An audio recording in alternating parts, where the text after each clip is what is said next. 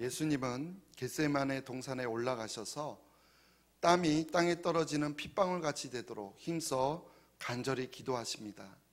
아버지여, 만일 아버지의 뜻이거든 이 잔을 내게서 옮기시옵소서. 내 아버지여, 만일 할만하시거든 이 잔을 내게서 지나가게 하옵소서. 그러나 나의 원대로 마옵시고 아버지의 원대로 되기를 원하나이다. 예수님께서는 이렇게 기도하시고 난 후 기도하신 대로 아버지의 뜻을 따라 그 십자가의 길, 고통의 길을 묵묵히 걸어가셨습니다.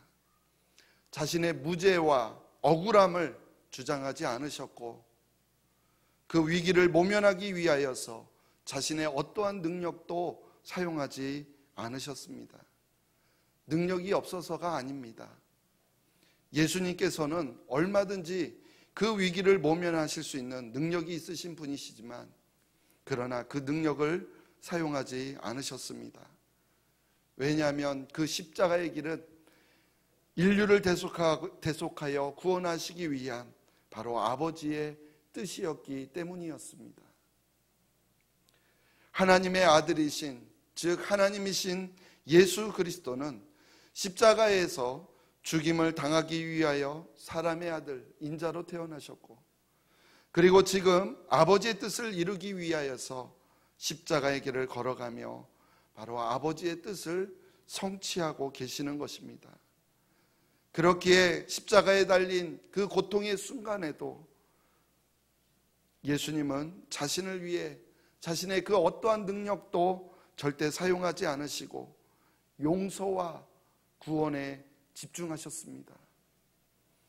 그래서 예수님은 자기 자신을 죽이고 있는 그들을 위해서도 하나님께 저들을 사하여 주옵소서 용서의 기도를 하십니다. 아버지, 저들을 사하여 주옵소서, 자기들이 하는 것을 알지 못함이니이다. 그리고 또한 함께 십자가형을 당하면서 죽어가는 그 사형수 중 한 명의 사형수가 회개하며 돌아올 때 또한 그를 용서하시고 그를 구원하셨습니다. 바로 이것이 오늘 우리가 함께 나눌 말씀입니다. 그런데 먼저 오늘 본문 39절 말씀 한번 같이 읽어보겠습니다. 달린 행악자 중 하나는 비방하여 이르되 내가 그리스도가 아니냐, 너와 우리를 구원하라 하되. 아멘. 예수님과 함께 십자가에 달린 사형수는 오늘 본문 누가복음을 보면 행악자라고 표현되어 있고요, 마태복음에서는 강도라고 표현하고 있습니다. 아무튼 예수님과 함께 십자가에서 사형을 당하던 두 행악자, 즉 강도 중에 한 사람이 예수님을 비방하며 말합니다. 네가 그리스도가 아니냐, 너와 우리를 구원하라. 비방하다라는 뜻에는요, 모독하다, 저주하다 이런 뜻도 포함되어 있습니다. 즉 단순히 비방하는 것을 넘어서 모독하며 저주하는 것이었습니다. 그러나 예수님을 모독하며 저주하는 이 말에는요, 사실 유혹에 가깝다라는 것입니다. 즉 십자가의 고통과 죽음에서 자기 자신뿐만 아니라 옆에 두 사람도 같이 구원함으로써 예수님 자신이 그리스도라는 사실을 증명하라는 그런 요구인 것입니다. 그렇습니다. 이 행악자는요, 예수님을 그리스도라고 믿고 있는 것이 아닙니다. 정말 당신이 하나님의 아들이시며 메시아이시라면, 그리스도라면 그 사실을 보여주라는 것입니다.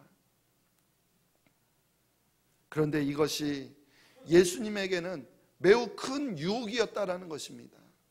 왜냐하면 예수님은 정말 하나님의 아들이시며 또한 그리스도이시기 때문이었습니다. 또한 그럴 능력이 예수님에게는 충분히 있었기 때문이었습니다. 무엇보다도 사실 그 모든 모욕과 멸시를 당하시면서까지, 그 고통을 겪으시면서까지 그 십자가에 달려서 죽어야 할 그 어떤 이유도 아무것도 없었기 때문이었습니다. 그러기에 메시아임을 증명하라는 그 요구에 정말 모든 것을 보여주면서 더더욱 내려오고 싶었을지도 모릅니다. 내가 정말 하나님의 아들이야. 내가 너희를 구원하러 온 메시아야. 그런데요, 사실 이러한 배경에는요, 처음부터 계속되어 온 사탄 마귀의 시험이 있었다라는 것입니다. 예수님이 공생애를 시작하기 전에 40일 동안 금식하며 시험을 당하실 때에 마귀의 시험 중 하나가 예루살렘 성전 꼭대기에서 뛰어내리라는 것이었습니다. 누가복음 4장 9절, 또 이끌고 예루살렘으로 가서 성전 꼭대기에 세우고 이르되 내가 만일 하나님의 아들이여든 여기서 뛰어내리라. 성전 꼭대기에서 뛰어내릴 때 천사들이 보호하여 안전하게 착지하는 기적을 보여준다면 사람들이 예수님 당신을 하나님의 아들로 믿지 않겠느냐?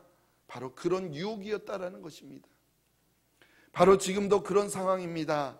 십자가에서 손과 발에 박힌 못을 스스로 빼어버리고 십자가에서 사뿐히 내려와서 스스로를 구원하는 그 놀라운 모습을 보여준다면 거기에다가 옆에 있는 사형수까지도 덤으로 구원해 내신다면 거기에 있는 많은 사람들이 예수님을 그리스도라고 인정할 것이라는 그런 유혹이었습니다. 정말 그럴듯한 말인 것 같습니다. 정말로 예수님께서 십자가에서 내려오시면 예수님이 그리스도이심이 증명될 것이며 그래서 어쩌면 그곳에 있는 많은 사람들이 예수님이 그리스도이심을 믿었을지도 모릅니다. 그러나 사탄 마귀의 목적은 바로 하나님의 뜻과 계획을 방해하는 것이라는 사실입니다. 정말로 예수님께서 그렇게 하셨다면 예수님이 그 순간에 메시아이심을 나타냈을지는 몰라도 그러나 인류를 대속하셔서 구원하시고자 하는 하나님의 뜻을 이룰 수는 없게 되는 것입니다. 만약 십자가에서 정말 내려오셨다면 그 자리에 있는 사람들에게는 예수님 자신이 메시아이심을 분명히 증거되었겠지만 그러나 인류를 향한 대속의 임무는 완성하지 못했을 것입니다. 결국 우리는 아무리 옳다고 할지라도 하나님의 뜻을 거스리는 것은 하나님을 시험하는 것입니다. 즉 사람의 생각과 방법으로 하나님의 뜻을 거스리는 것이 곧 하나님을 시험하는 것입니다. 하나님의 뜻은 예수 그리스도께서 십자가의 죽으심으로 인류를 대속하고 또한 부활을 통한 영원한 생명을 얻게 하시고자 하는 것이 바로 우리를 향하신 하나님의 뜻이었다라는 것입니다. 그 길을 통하지 않고서는 어떠한 구원도 우리는 이야기할 수가 없습니다. 그런데요, 다른 한쪽의 강도는 반응이 달랐습니다. 그는 자신의 죄를 인정하고 회개합니다. 오늘 본문 40절, 41절 말씀 우리 같이 한번 읽어볼게요. 시작. 하나는 그 사람을 꾸짖어 이르되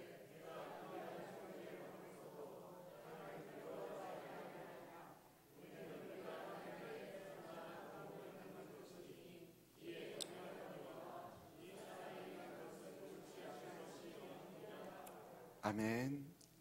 이 사람은 자신이 받는 십자가의 죽음이 자기의 죄에 대한 당연한 결과라고 생각했습니다.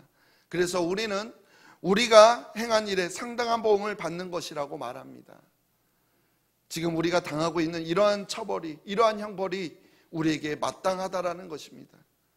그러나 우리와 함께 십자가에 못 박힌 이분 예수님은 이런 처벌을 받을 만한 이유가 아무런 죄를 범하시지 않은 분이라는 것이 그의 분명한 확신이었습니다.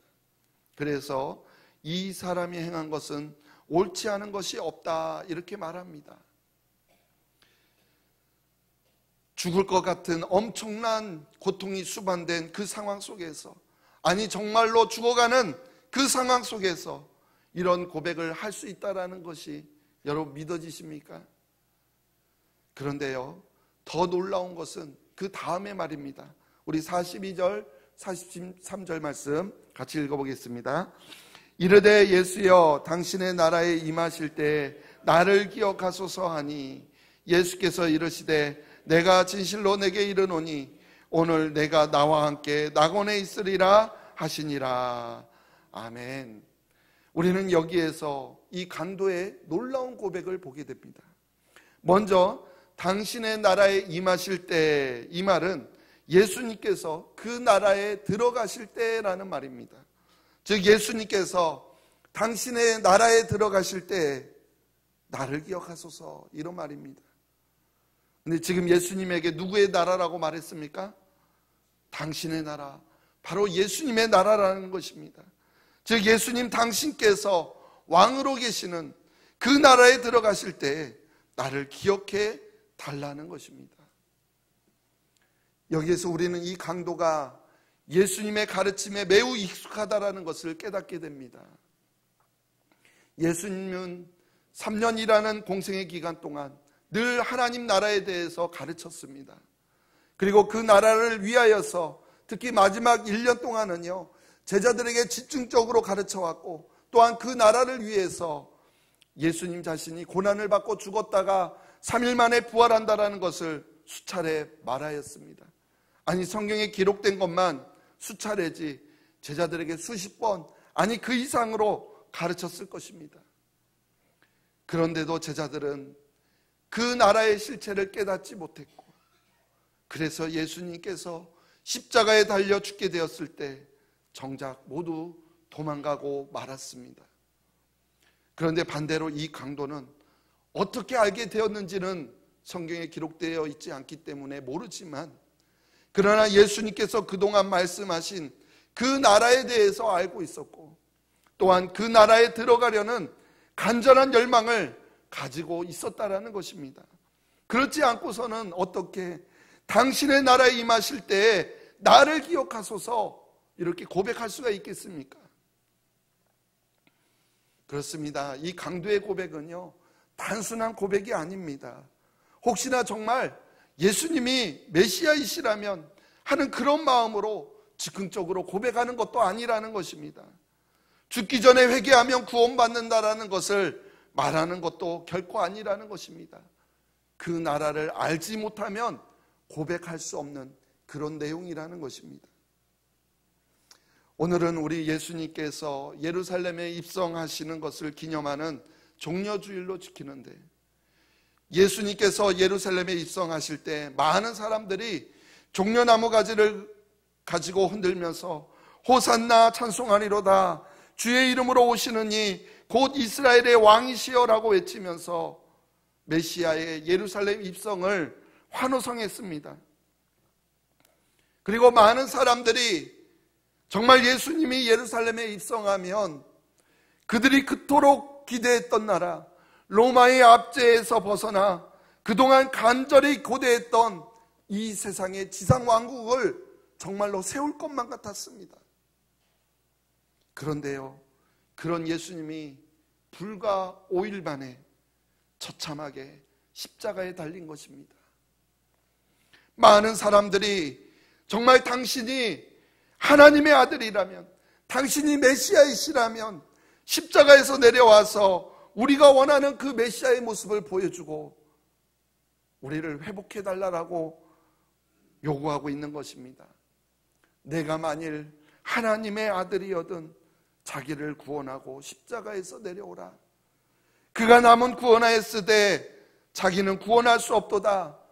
그가 이스라엘의 왕이로다. 지금 십자가에서 내려올지어다. 그리하면 우리가 믿겠노라.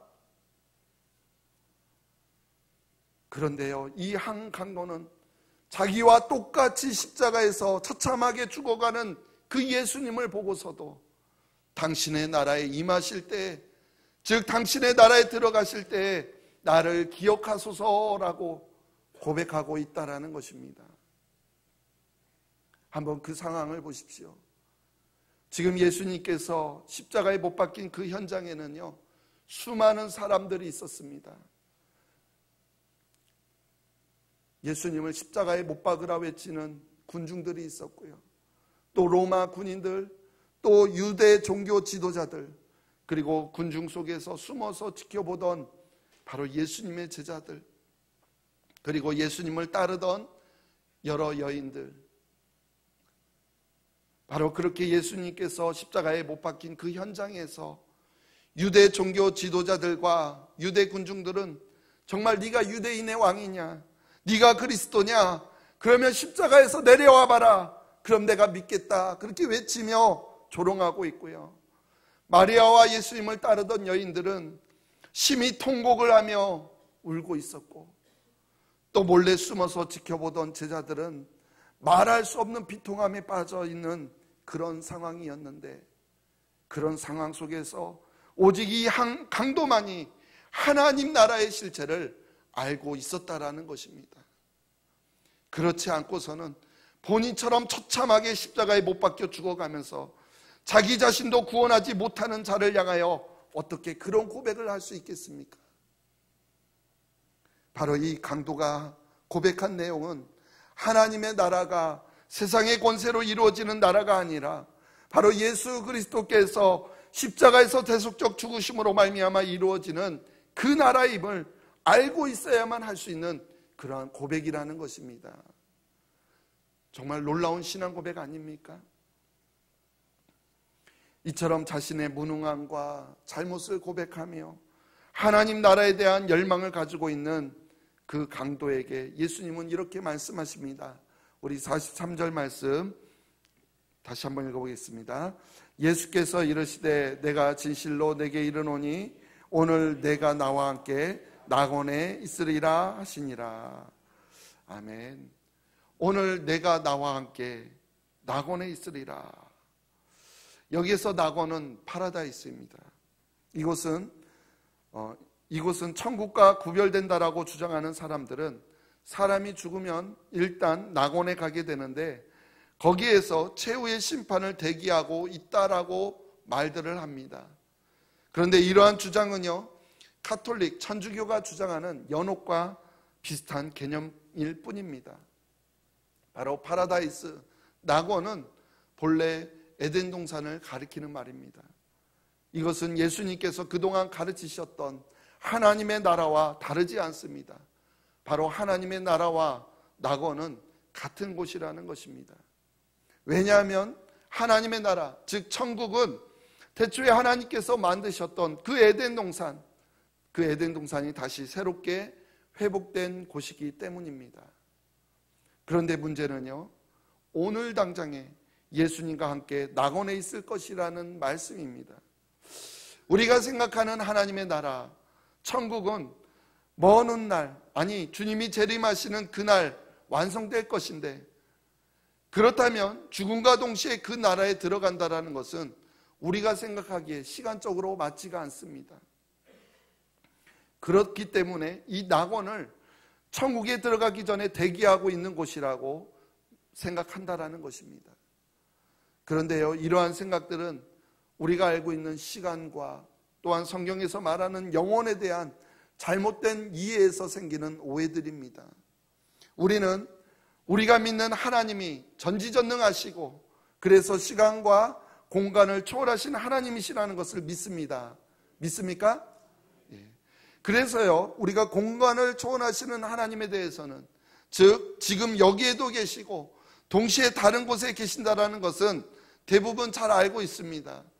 그래서 무소부재하신 하나님이라는 표현을 우리가 사용하기도 합니다. 그런데 문제는 바로 시간을 초월하시는 하나님에 대해서는 잘 이해하지 못한다라는 것입니다. 그 이유는 끝까지 우리가 바로 이 세상의 시간 개념으로만 그것을 이해하려고 하기 때문에 그렇습니다. 시간을 초월한다라는 것이요, 우리가 타임머신을 타고 과거나 미래로 왔다 갔다 할 수 있는 것, 그것을 말하는 것일까요? 그건 시간을 초월하는 것이 아니잖아요. 바로 현재에도 계시고 동시에 과거에도 계시며 또한 동시에 미래에도 계신다라는 것을 말하는 것 아닙니까? 맞습니까? 현재에도 계시고 동시에 과거에도 계시고 미래에도 계신다는 말을 그럼 우리 어떻게 표현할 수 있습니까? 즉 우리는 이 영원이라는 것을요, 일반적으로 시작과 끝이 없는 것을 말하며, 그래서 시간을 무한대로 합산한 것으로 이렇게만 자꾸 우리가 영혼을 이해하려고 하는데요, 그것이 아니라 바로 시간과는 전혀 다른 또 다른 차원을 우리에게 말하는 것입니다.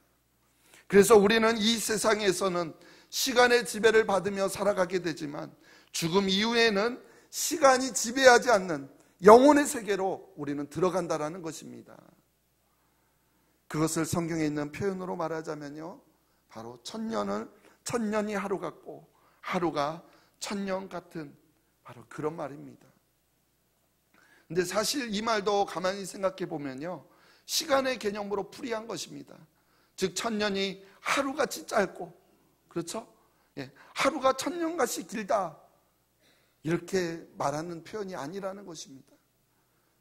결국 우리의 인간의 언어로 달리 표현할 수 있는 방법이 없기 때문에 천년이 하루 같고 하루가 천년 같다라고 하는 것이지, 영원이라는 것은요, 시간이 흐르는 그런 시간의 개념이 없는 것을 의미합니다. 바로 그것이 영원이라는 것입니다. 어떻게 이해가 되십니까?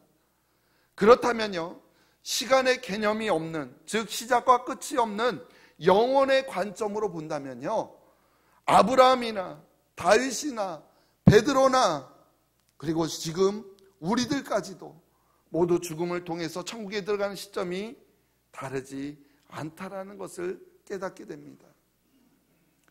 그것은 모두 오늘에 일어나는 일입니다.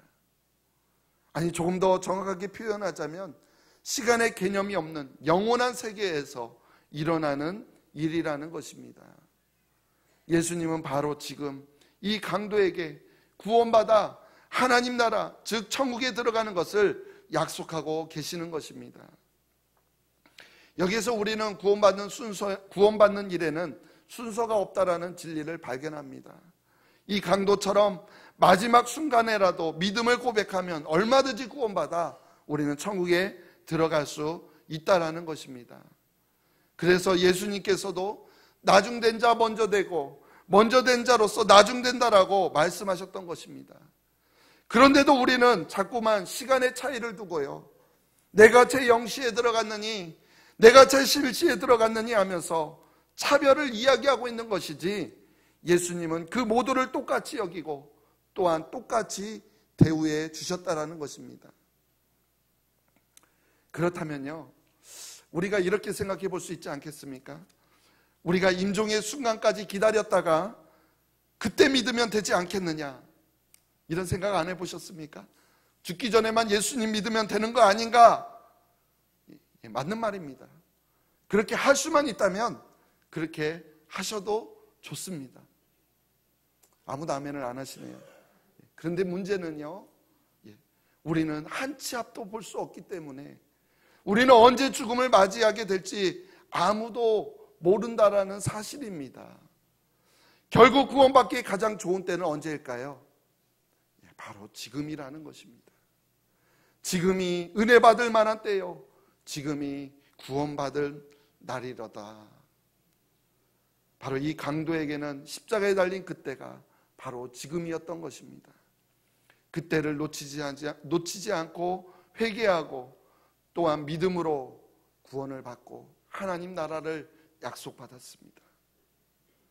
여러분, 매년 오는 종려주일이라고, 매년 오는 고난주간이라고, 매년 오는 부활절이라고 생각하지 마십시오. 우리는 오늘 하루도 어떻게 될지 모르는 인생들입니다. 죄송합니다만 어쩌면 오늘이 우리에게 주어진 마지막 시간인지도 모른다라는 것입니다. 다른 말로 말하면 오늘이 마지막 구원의 기회인지도 모릅니다. 오늘 우리에게 주어진 구원의 기회를 놓치지 않도록 정말 이 시간 우리 모두 다 겸손한 마음으로 예수님께 고백하기를 원합니다. 예수님, 당신의 나라에 임하실 때 나를 기억하소서. 십자가에 처형당하는 이 강도처럼 우리도 비록 구원받을 자격이 없는 죄인이지만, 그러나 예수님께서 십자가에서 우리 죄를 대신하여 죽으심으로 우리를 죄와 사망의 권세에서 구원해 주셨습니다. 감히 그 누구도 깨달을 수 없었던 이 한 강도의 예수여 당신의 나라에 임하실 때 나를 기억하소서라는 고백이 오늘날 진정 우리의 고백이 되기를 간절히 소망합니다. 그래서 십자가 영을 당하던 마지막 순간에 구원받은 강도처럼 우리는 언제가 될지 모르겠지만 우리도 주님 앞에 설 때에요, 예수님으로부터 오늘 내가 나와 함께 낙원에 있으리라 이렇게 말씀하시는 주님의 음성을 듣는 저와 여러분들 모두가 되시기를 간절히 주님의 이름으로 축복합니다. 하나님 아버지 감사합니다.